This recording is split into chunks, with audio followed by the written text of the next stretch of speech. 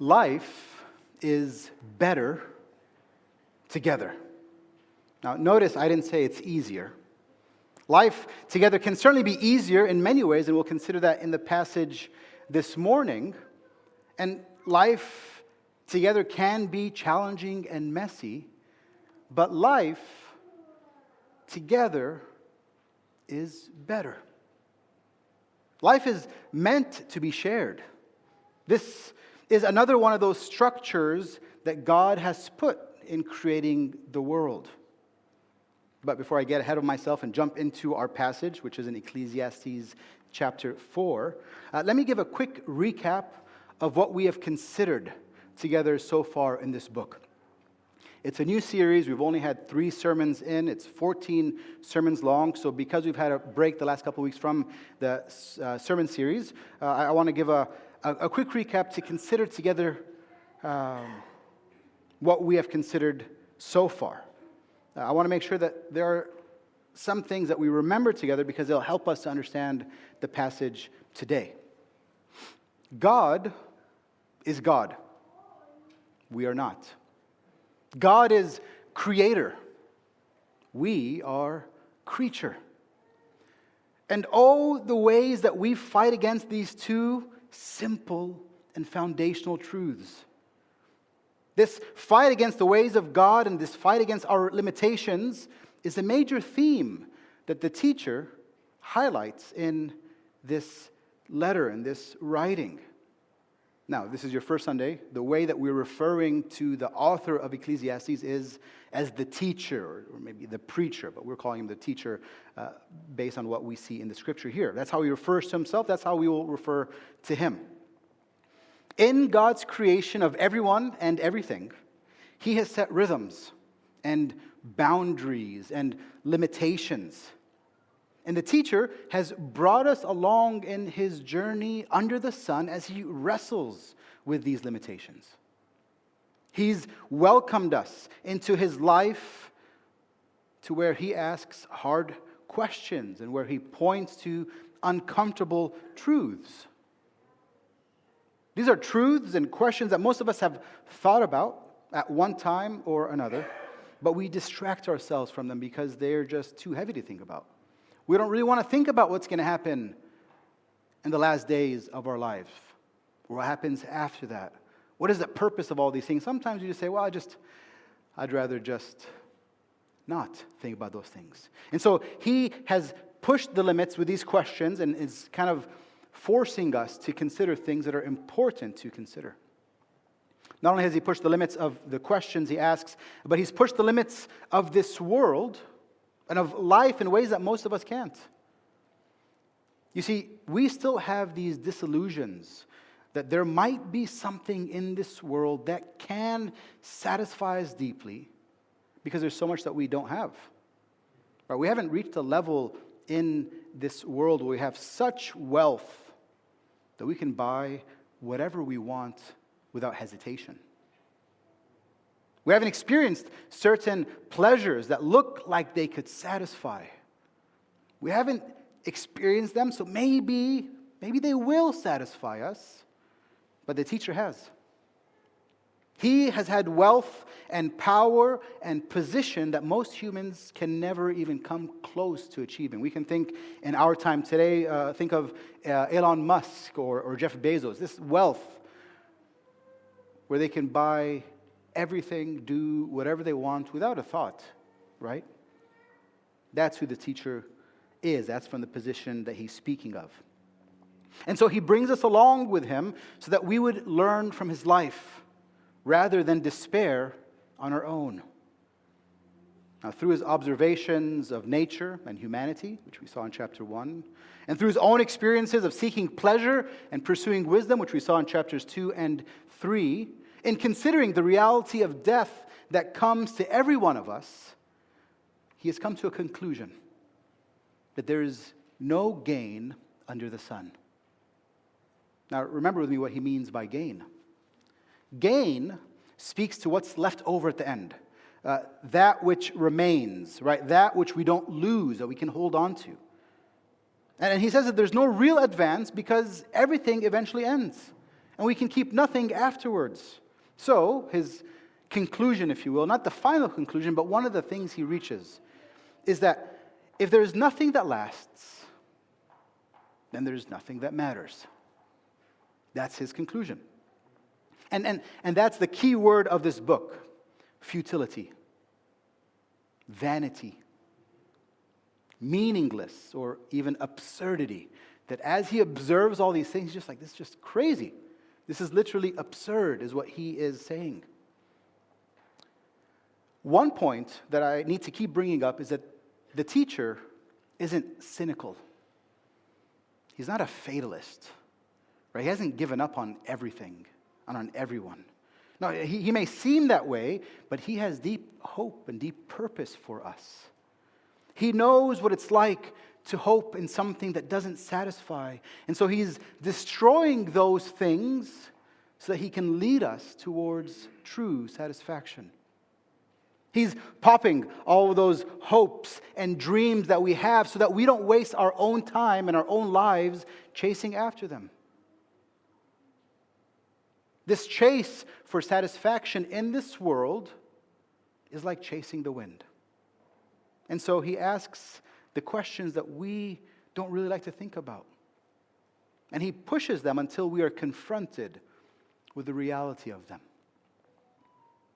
Not to leave us in a state of brokenness or despair. No, that's not his purpose. He destroys so that he can build. Eric Ortland says it this way: in order to hope in what does not deceive, we must first lose hope in everything that does. And that's a good description of what the teacher wants for us. Now, as we've been working through the book of Ecclesiastes, again, we're still in kind of the first quarter of the book. At the end of chapter 3, we caught our first glimpse of light, a glimpse of grace and of hope. In seeking and observing and experience, he fell into despair. And it was there, in his despair, that he found the gateway to light. The gateway to delight and to joy. It was there that we got our first lesson about how it is that we can live life under the sun. He understood that life is gift, not gain. It's not about trying to take and keep and keep. Life isn't about trying to squeeze out of this world the things that it was never meant to give. No, life as gift tells us that the way to live in this world is to live in this world. Right? Don't try to take things out of this world. Don't try to make it give you what it was never able to give. Right? The world, to use his phrasing, the eating and the drinking and the being merry, that's not all there is, and so we despair. It's what there is. It's what has been given. And so he's saying, don't miss it, trying to make it more than it is. Enjoy life as a gift that has been given by God. And gifts are to be received. If we are able to see our lives, everything we have and everything we don't have, as gifts from God, then we can enjoy life for what it is. You see, when we try to make good things ultimate things, then we can't enjoy them for what they are. They feel empty. They feel less because they're not fulfilling us in the ways that we hoped they would. But if we're able to see a good thing for what it is, our work, our school, our hobbies, knafe, we can have joy in them and appreciate them for what they are. Not asking, if you remember from a previous sermon, our knafe to do what knafe can't do. I can delight in these good gifts of God. But when I want them to be everything, they're then not only not good, but they're not enough. They lead us into despair. You see, when we can see these good things for what they are, we can have joy in them. We can enjoy the moments of this life as gifts for the short time that we have life under the sun. Now, as we continue in our series through the book of Ecclesiastes, when we come to chapter 4, we see that chapter 4 adds another layer to this. Another important aspect about how to live life under the sun, right? How to find purpose under the sun, to live with meaning. If our first key or glimpse of light or hope, whatever, I don't exactly know what to call it, if our first observation and real lesson to live life well under the sun is life is gift, not gain, right? That's our first key. Then our second key, as we'll see here, life is to be shared. Life is to be shared. This life can be empty if we expect more from it than it can give, and also empty when it's centered on ourselves and lived alone. And so that's what we'll see in chapter 4. Our text is going to say a few different things, and at times it's going to feel a bit disjointed. We might not be able to see how it all connects right away. But one of the ways that it's connected is with this theme of relationships. If we look at our 12 verses, chapter 4, verse 4 through 16, those 12 verses can be broken up into 4 small groupings, highlighting relationships. And so that's how we're going to work through our passage this morning. Look with me to Ecclesiastes chapter 4, verse 4. The teacher writes, "I saw that all labor and all skillful work is due to one person's jealousy of another. This too is futile and a pursuit of the wind." What's he saying? He's saying labor and skillful work, those are good things in and of themselves. But the teacher points out that they're easily corrupted because of the way of the world and because of the sin in our heart. Right? The joy of skillful work, I picture artistry or wood carving, the ability to create things as we reflect the Creator who created all things. Right? Honest work, hard work, work that we have to train for. This is good. And also what it can provide is good. Now, it can't be an end in and of itself. It's never enough on its own.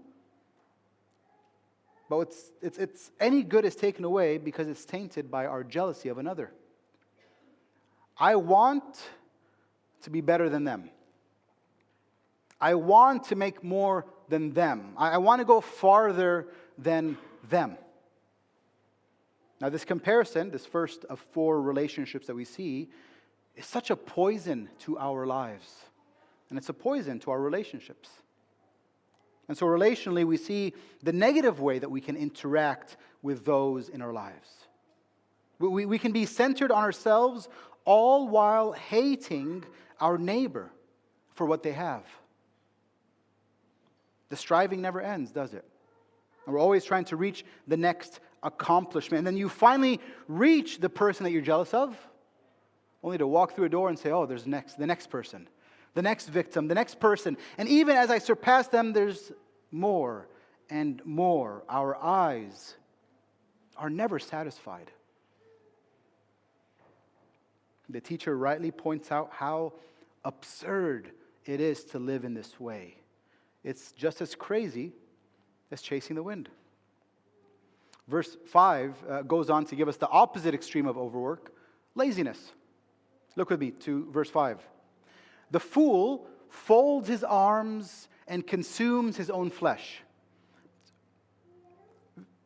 Delightful imagery there, right? We are a people, as we consider, who so quickly jump from one extreme to another.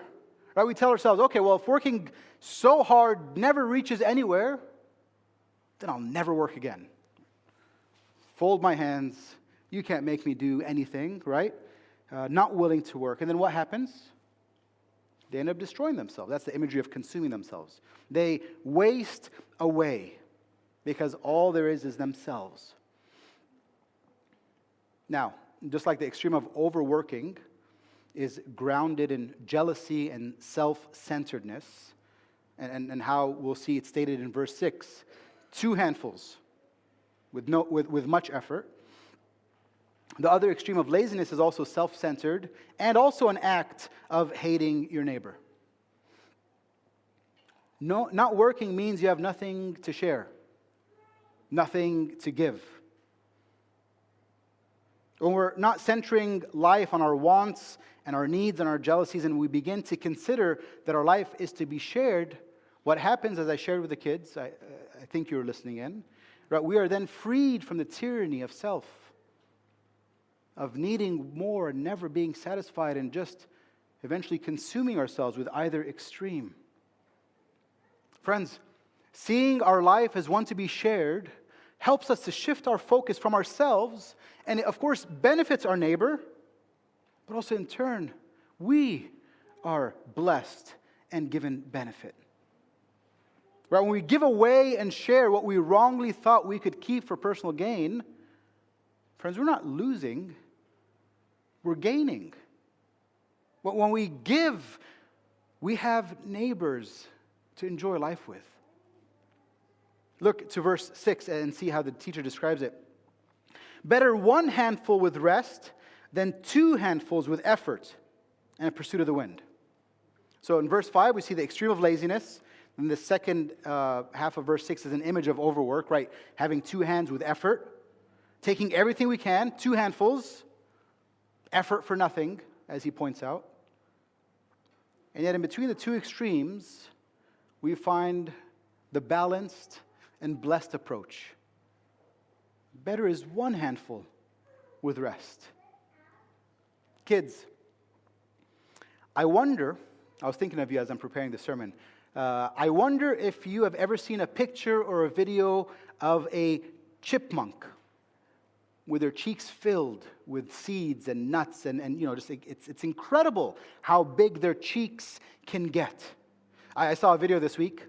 I won't tell you how many chipmunk videos I watched, but there's more than 1 and less than 100. So that's the grouping that I'm going to confess this morning. Much less than 100, but certainly more than 1. I saw a video of a chipmunk whose mouth was so full.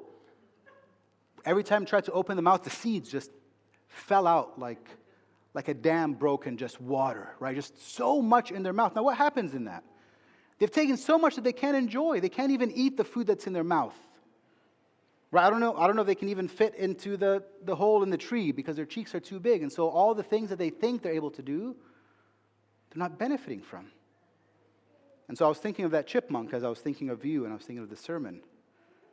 The chipmunk would benefit from the wisdom that the teacher is giving here, right? 1 cheekful is enough. 1 handful is enough. Think with me, adults, you can listen in now. Having enough with rest and peace and time to enjoy what you have is far superior than spending so much effort and time to get more than you need and then end up being too exhausted to enjoy it or willing to share it.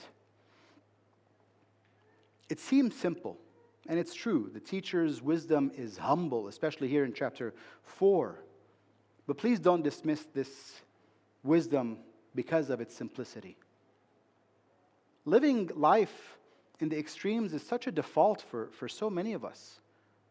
So many of us have this it's all or nothing sort of attitude. It's me or no one. And the teacher, in my paraphrase, is saying, chill, relax. Thank you, Ahmed, for wasn't meant to be a joke, but that's literally what he's communicating. Just stop striving so much for the things you know don't satisfy. Relax. Right? There's a better way, and it's much simpler than you think. And it brings more joy and peace than you think it will. Now, he's not saying it directly here, but you're going to see how the imagery develops in just a bit. But the imagery later on makes me think that having only 1 handful, instead of the 2, right? Only having 1 handful means that you have a free hand to extend to someone who might need help. Having only 1 handful means that you have a hand available to hold someone's hand and enjoy this life with others. Look with me to verses 7 and 8.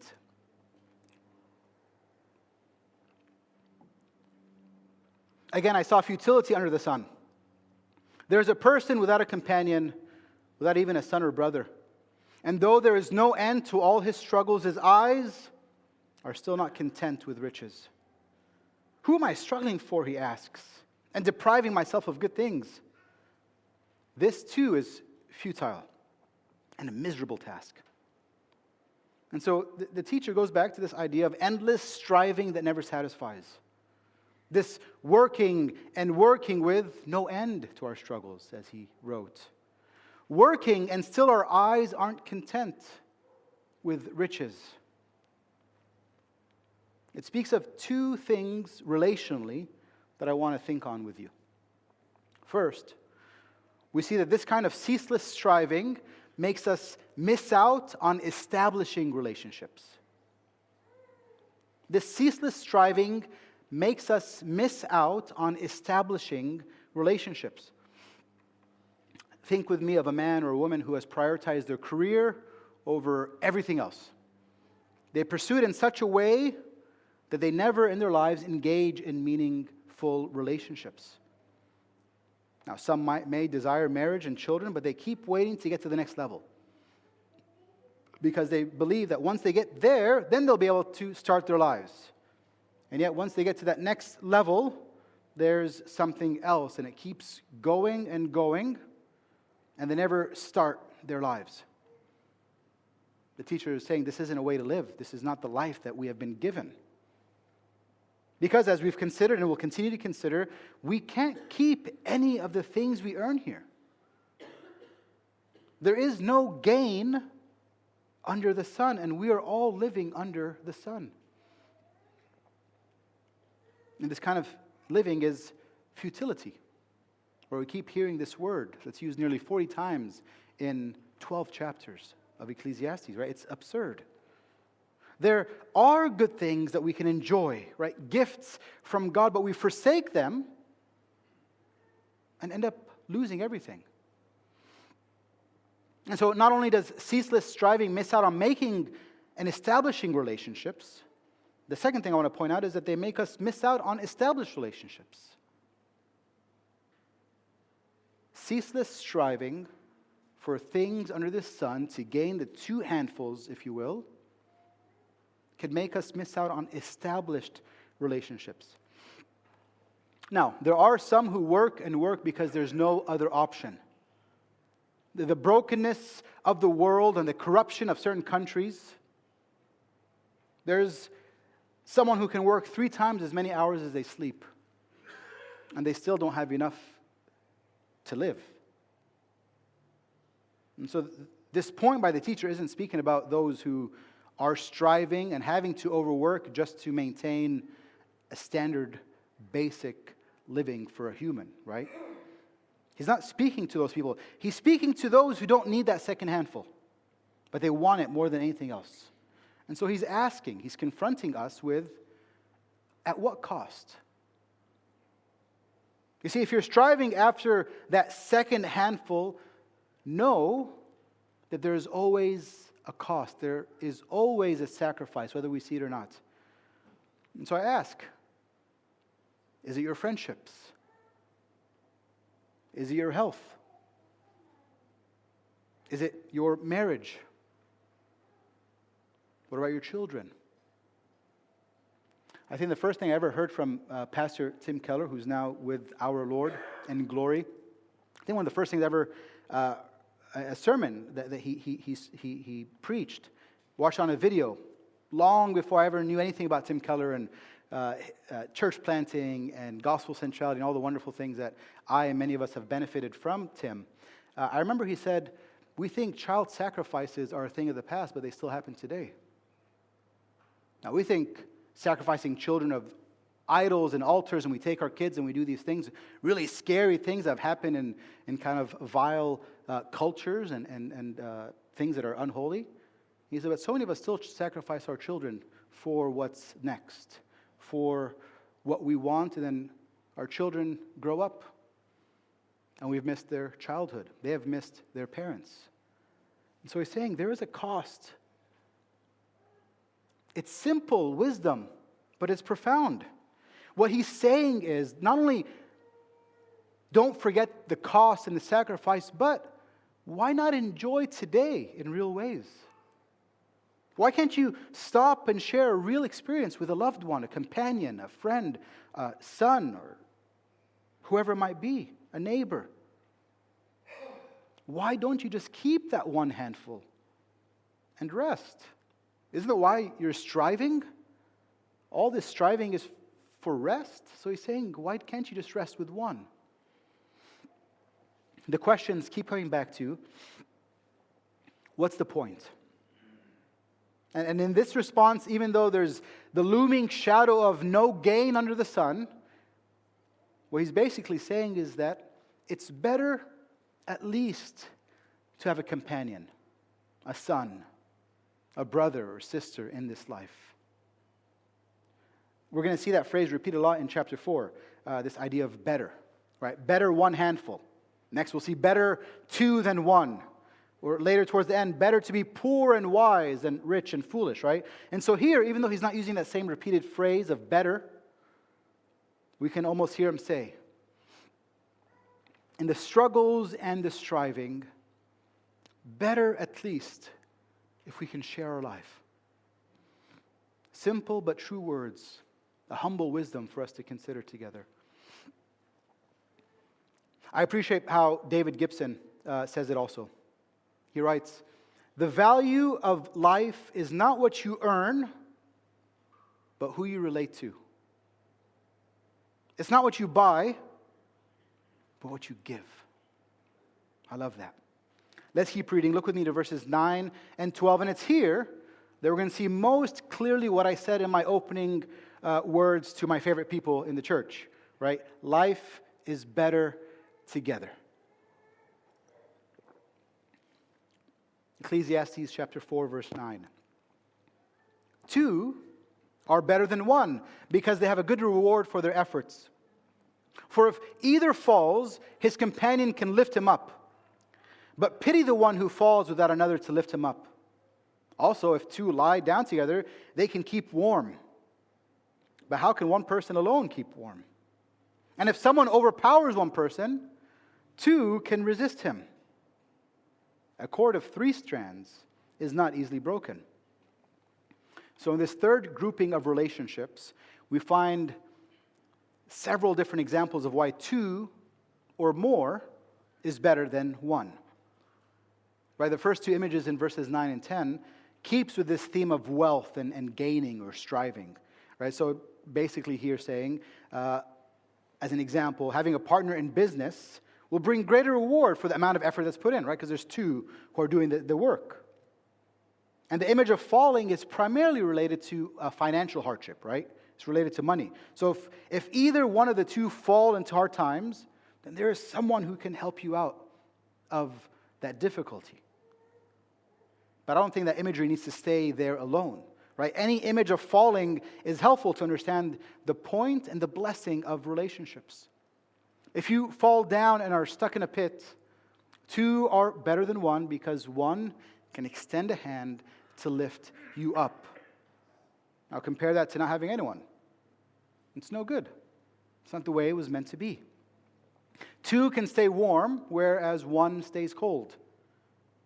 2 can fight off an enemy, but if you're alone, you'll struggle to resist the attack. Simple wisdom, but it's important for us. It makes an important point. We need each other. I don't know how to tell you how much we need each other, especially in this world. How much we need community, how much I need you, and how much you need me, and all of us. Right? There's the verse that many of us know in Genesis that says it's not good for a man to be alone. And that is a true observation. And I love Sam Albury's comments about it. He points out that marriage is not the only answer to that observation. Right? It's not good for anyone to be alone because we have all been created for relationship, for family, for friendship. And so if you're here this morning and you're single, I thought about writing here, raise your hand, and then we'll have coffee afterwards. But that's not where my notes are going, so I'm not either. But that slipped out, forgive me. But if you're here this morning and you're single, please listen. Christianity doesn't teach that you're alone until you get married. And if you don't get married, well, at least you have Jesus, but you'll always be alone, right? That's not the teaching of Christianity. That's absurd. The many verses that teach about needing one another isn't just fulfilled in marriage. Of course, marriage is a beautiful gift, and it displays much about the gospel and the love of God. But community and relationship isn't only fulfilled in marriage. They're fulfilled in the church. But I am getting ahead of myself here, so we'll get back to that point in just a bit. Notice with me the phrasing in verse 12. A cord of 3 strands is not easily broken. And so it's building on this strength of relationships. If 2 is strong and better than 1, imagine 3. But the teacher could have continued. And a cord of 4, all the more. And if there's 5, then kind of turn and say, Dr. Seuss, you'll stay alive or whatever. But the idea is that more is better because we were made for one another, right? You see, this section shows us our need for one another, but it also points out that relationships and community alone will never be enough. It will never be enough for so many reasons. Yes, a cord of 3 is not easily broken, but it can still break. And so these verses here highlight 2 important things. We need one another because we can't provide everything we need in and of ourselves. And secondly, as much as relationships do provide, like everything else, they're not enough.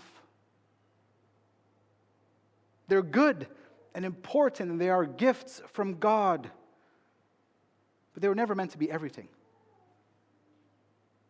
And so there's a whole other sermon there. If we are trying to make our relationships everything, we will be let down, just like if we make anything else our everything.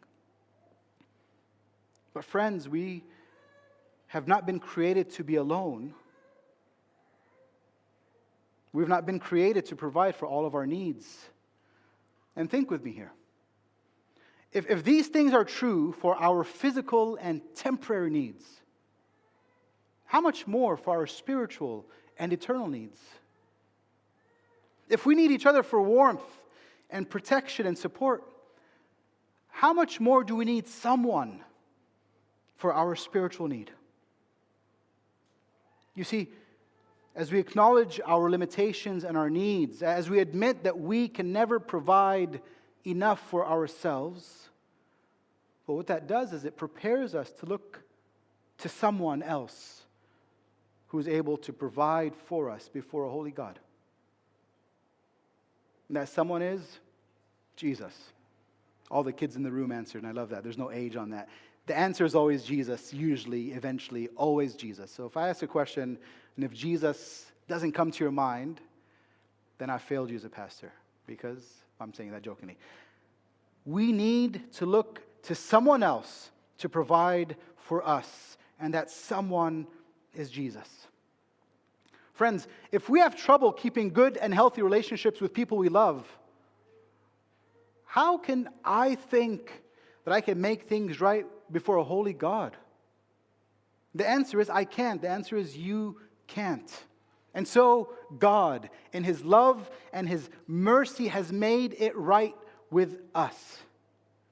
Because we're not able, and if we are honest, we're not willing to go to God, because we think we're fine on our own, He came to us. And that's why Jesus came. He did the work that we couldn't do. He paid the debt that we owed. He lifted us from the pit of sin and death, and He showed us what love truly is when He died on the cross in our place. He wasn't jealous of us. He was jealous for us. And He died to make us His own. Friends, The good news of the gospel is that we don't have to strive and try to get what we can out of God. God has freely given us the gift of His Son.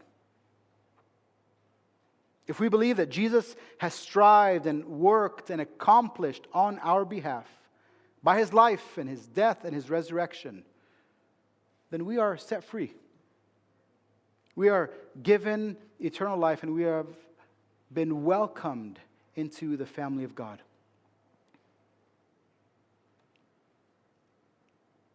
Put your faith in Him. What else can I say? What else can I encourage you with? If you've not done that, believe that Jesus has done it for you, and finally find the rest that you've been looking for.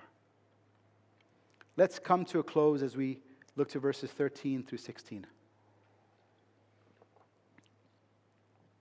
Better is a poor but wise youth than an old but foolish king who no longer pays attention to warnings. For he came from prison to be king, even though he was born in his kingdom. I saw all the living who move about under the sun follow a second youth who succeeds him. There is no limit to all the people who are born before them, yet those who come later will not rejoice in him. This too is futile and a pursuit of the wind. So as I study this, and I always begin in the scriptures and consider the text, and I'll use commentaries.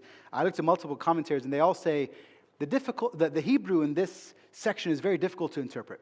It's a challenging thing. Now, I'm sure we can get tangled if we try to dig deep into the original language, but the context helps us understand the main point, if you will. Right? The previous verses help us to see how this connects to the theme of wealth, right, and striving and achieving. And also goes back to the idea that we can achieve some incredible things in this world, even royalty, as we see in these verses. But it's not enough, because this also ends, like everything else. One king to the next, right? People will follow you for a time until they follow the next person. But what I want to point out is the connection to relationship and a shared life. Look with me to the second part of verse 13, where the teacher writes, an old but foolish king who no longer pays attention to warnings. What I can say about that is that we need each other for the whole of our lives. Even a king who has reigned for an entire lifetime can be rightly referred to and called a fool if he isolates himself and stops listening to the wisdom that comes from others. We can go back to that lazy loner who just folds his arms and consumes himself, right, from verse 5. You see, friends, no matter what status we reach or how we fail, no matter how much wealth we have or, let me check my pockets, don't have, right, our life is lived better together. And that is a gift of God. Friends, life is to be shared.